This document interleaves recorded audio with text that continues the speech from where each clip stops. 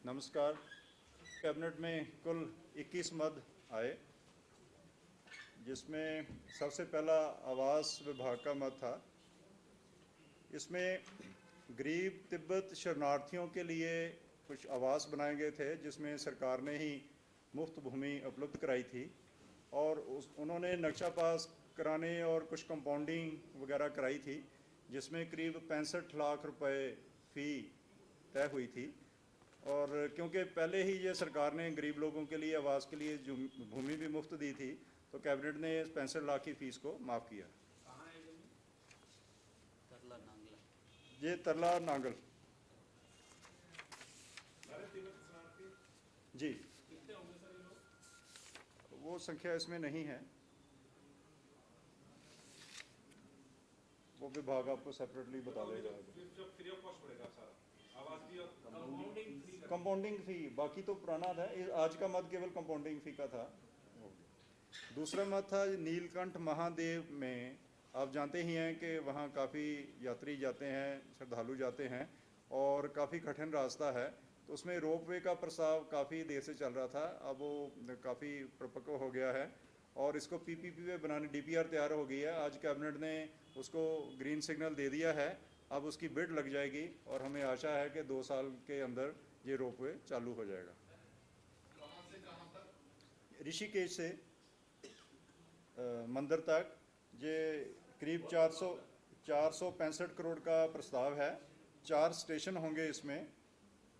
2 station, एक तो ISBT Rishikesh में है और एक त्रिवेणी घाट में होगा, और एक तीसरा स्टेशन मंदिर पे होगा।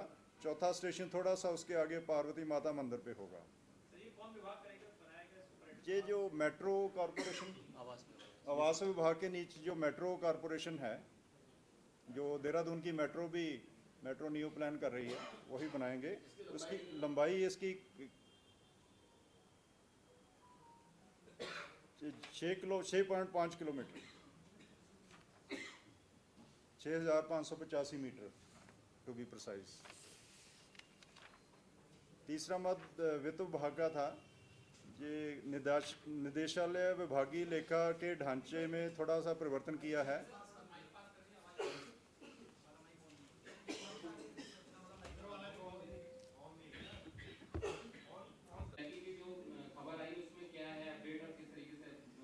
आपको पता होगा कि इस बार आईआरसीटीसी, कल ही हमारी बैठक हुई बहुत विस्तृत, इसमें आईआरसीटीसी जो रेलवे की टिकट बुक करता है, उस कंपनी को जो हवाई टिकट करने का इस बार कॉन्ट्रैक्ट दिया है विभाग ने। और उसमें क्योंकि उनका अनुभव है इतने सालों का, और उसमें शिकायतें काफ़ी कम हो गई हैं। और ये जो नकली टिकट वाले थे, जो कल डीजीपी साहब भी थे उसमें, और साइबर क्राइम वाले भी थे, ये अपनी एक वेबसाइट, फर्जी वेबसाइट लॉन्च कर देते हैं।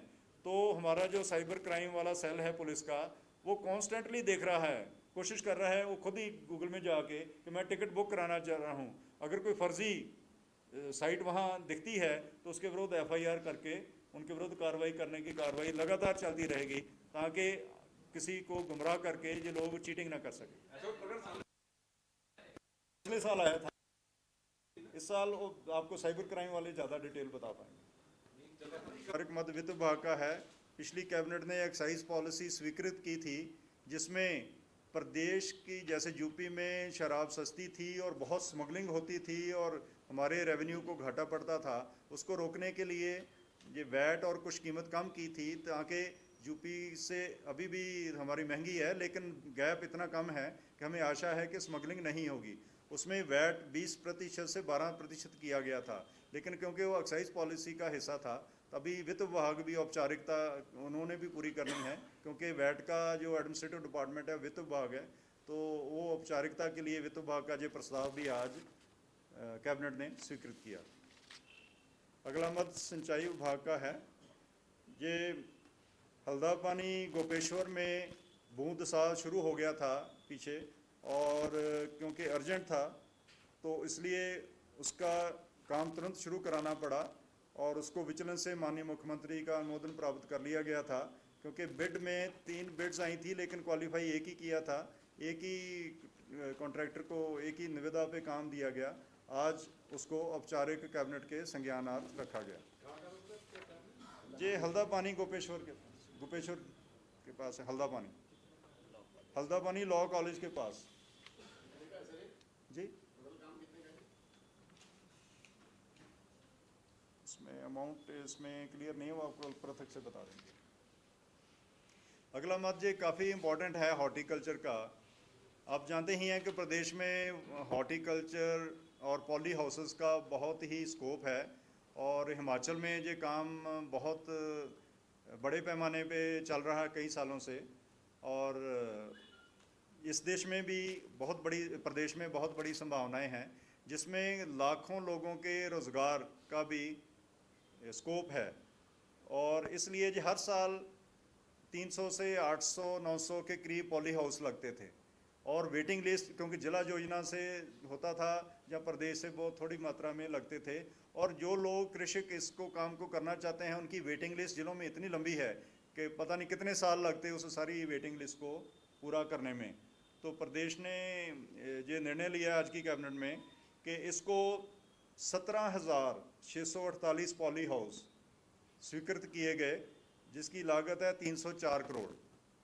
इसमें 70% नाबार्ड का लोन है, नाबार्ड ने लोन सैंक्शन कर दिया है 70%, बाकी प्रदेश सरकार लगाएगी। और लगभग 1 लाख कृषकों को रोज़गार मिलने का स्कोप है। और ये पॉली हाउस जो दिल्ली में फूल की मार्केट है इस समय, उसमें बेंगलोर से जहाँ विदेशों से फूल आते हैं और फिर जहाँ बेचते हैं, उत्तराखंड क्योंकि दिल्ली के सबसे नज़दीक है और यहाँ हमारे पास सारा क्लाइमेट अवेलेबल है, जो हम 12 महीने दिल्ली को फूल उपलब्ध करा सकते हैं। तो इसमें सब्जी, फल और फूल तीनों के पॉली हाउस होंगे। और ये काम इसमें 70% तो नाबार्ड का लोन है, जो लेकिन जो किसान को देंगे वो 80% सब्सिडी होगी, ये भी इम्पोर्टेंट। 20% किसान लगाएगा, 80% सब्सिडी है इसमें। वेटिंग लिस्ट खत्म हो जाएगी, वेटिंग लिस्ट से भी कहीं ज़्यादा है। कितने टाइम में बनेंगे ये 1 साल में, मतलब काम तो 3 महीने का होता है, लेकिन 1 साल में डेफिनेटली ये काम पूरा हो जाएगा। ये एक रेवोल्यूशन पूरी आएगी हॉर्टिकल्चर की प्रदेश में, और जिसमें हम दिल्ली की मार्केट और बाकी भी आसपास की जो मार्केट है उसको उत्तराखंड कैप्चर कर सकेगा। ये सारे ये जो एप्लीकेशन पेंडिंग पड़ी थी जिलों में, जिसको आपने इकट्ठे स्वीकृति दे दी है इसका? नहीं, एप्लीकेशन इतनी नहीं है जी। हमने तो पूरा देखा कि प्रदेश में कितना स्कोप है, आपने लमसम पूरा लमसम सारे प्रदेश को सैचुरेट करने वाला एक काम किया। उसके ज़्यादा भी कर दिया, एप्लीकेशन से भी ज़्यादा कर दिया हमने, ताकि कई एप्लीकेशन तो लोग इसलिए नहीं लगाते कि पहले ही इतने साल की पेंडिंग पड़ी है, तो कई लोग नहीं आते, तो एप्लीकेशन कम है। जो ज़्यादा हमने 17,648 जो की है, इसको हमने जिलों में बाइफरकेट किया कि इस जिले में इतने होंगे, हाँ, इस जिले में इतने होंगे। या ये डिमांड बेस, ये अभी तो जितनी जिलों को पेंडिंग लिस्ट है उतना दिया जाएगा, फिर जैसे जिलों में जो काम शुरू होगा तो और भी एप्लीकेशन आएंगी। तो डिमांड बेस है, जिस जिले में जैसी जैसी डिमांड आती जाएगी और उनकी सफलता भी देखेंगे, किस जिले में अच्छा चल रहा है उन जिलों को अच्छा दिया है ज़्यादा। नहीं, ये डिपार्टमेंट अब एडवर्टीजमेंट करेगा आज कैबिनेट की स्वीकृति के बाद। आज स्कीम स्वीकृत हुई है, अब डिपार्टमेंट इसको टेंडर करके कुछ एजेंसियों को एम्पैनल करेगा, और फिर जिले वाले उनमें से जितनी भी एम्पैनल होंगी 10-12, उनमें से फिर जिले वाले अपना किसी एक को चुन के उनसे ये काम कराएंगे जी। और जिसमें जो चीज़ किसान को डीबीटी में दी जा सकती है वो किसान को सीधी दी जाएगी, और ताकि इसमें किसान को भी चॉइस मिले कि वो कैसे काम कराना चाहता है। ये एक बहुत बड़ा प्रदेश हित में निर्णय है। अगला मत नियोजन विभाग का था। ये वित्त विभाग ने अपने 4 पदों को रीऑर्गेनाइज किया है, केवल ढांचे में थोड़ा सा परिवर्तन किया है, क्योंकि 4 जिला पंचायत में सहायक लेखाकार वगैरह के पद नहीं थे, तो 4 पद अपने इन्होंने सरेंडर करके ये जिला पंचायतों में 4 सहायक लेखाकार नियुक्त किए जाएंगे। अगला मत कार्मिक विभाग का है। लोक सेवा आयोग में बहुत तेज़ी से भर्ती का कार्य चल रहा है, आप सभी उससे जानकार हैं। जितना भी बैकलॉग है उसको निकालने का प्रयास किया जा रहा है। बढ़ने के कारण उनको 30 पदों की ज़रूरत थी, तो ये एक टेम्परेरी व्यवस्था में संविदा के आधार पर 30 अस्थायी पद लोक सेवा आयोग हरिद्वार को स्वीकृत किए गए। 30 30 जी संविदा पर जब तक, क्योंकि वर्कलोड हमें आशा है कि 1-1.5 साल में ये वर्कलोड जो बैकलॉग है पूरा हो जाएगा, तब तक के लिए आवश्यकता अनुसार एक्सटेंड किए जाएंगे अगर आवश्यकता होगी तो। अगला मद शहरी विकास का है। इसमें एक ग्राम सिरौली कला को किच्छा नगर पालिका से एक नगर पंचायत किया गया था, जिसमें माननीय उच्च न्यायालय ने उस पर स्टे ऑर्डर दे दिया था। आज उस अधिसूचना वापस लिया गया ताकि माननीय उच्च न्यायालय के आदेश का पालन हो सके। लोगों को मूर्ख बनाएं उससे पहले ही हम उसकी FIR करा दें, उसके विरुद्ध कार्रवाई। नया ट्रैफिक प्लान वीकेंड्स में तो पूरा देखा जाएगा, ऋषिकेश हरिद्वार पूरा जाम हो जाता है। अब जब शुरू होगा तो उसके लिए कोई कुछ, क्योंकि जो भी ट्रैफिक प्लान है वो मतलब फेल हो पा रहा है, कोई नया कुछ इस तरह से प्लान कर रहे हैं कि उसको कैसे मैनेज करेंगे? ये हरिद्वार का बाईपास अंडर कंस्ट्रक्शन है, आपको पता ही है, ज़मीन एक्वायर होगी, NHAI बना रही है। और ऋषिकेश का भी बाईपास की जो DPR बन रही है, अभी वो एलिवेटेड रोड प्रेजेंट के ऊपर बना रहे थे, पहले एलिवेटेड रोड शहर में जा रही है, आगे टनल का प्लान है। हमने एक पिछले वीक में मीटिंग करके उनको अनुरोध किया है कि हरिद्वार ऋषिकेश का अगर दोनों जॉइंट करके बनाएं तो उसका भी वो एक्सप्लोर कर रहे हैं। तो ये भारत सरकार, क्योंकि ये NH हैं, भारत सरकार से फंडिंग होनी है, तो जब ये इसमें टाइम तो लगेगा, लेकिन योजना उनकी इतनी अच्छी है कि जब इम्प्लीमेंट हो जाएगी तो अगले 20 साल ये ऋषिकेश और हरिद्वार को ट्रैफिक से काफ़ी राहत मिलेगी। मध्य तकनीकी शिक्षा विभाग का है। इसमें 6 इंजीनियरिंग कॉलेज को जो उत्तराखंड टेक्निकल यूनिवर्सिटी है उसके कैंपस के रूप में लिया जाएगा। अभी ये इंडिपेंडेंट कॉलेजेस हैं, जो एक गोपेश्वर, एक देहरादून में, टनकपुर, पिथौरागढ़, न्यू टेरी एंड उत्तरकाशी। इन जो अभी इंडिपेंडेंट कॉलेजेस हैं, इन सभी को टेक्निकल यूनिवर्सिटी के कैंपस के रूप में आगे से डील किया जाएगा। अगला मद वित्त विभाग का है। ये ई स्टैंपिंग के बारे में है।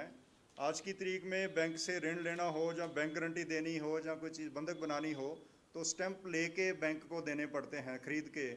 और ये ईज़ ऑफ डूइंग बिजनेस के तहत और सरलीकरण के तहत अब इसकी आवश्यकता नहीं होगी, बैंकों को ऑथोराइज कर दिया गया है। अब वहीं आदमी को ई स्टैंपिंग तो कंप्यूटर पे ही उनको अवेलेबल हो जाएगी बैंक में ही। तो जो जिसने ऋण लेना है उसको स्टैंप खरीदने और उसको बाकी सारी औपचारिकता की ज़रूरत नहीं है, बैंक में ही सारे काम हो जाएंगे। अगला मत भी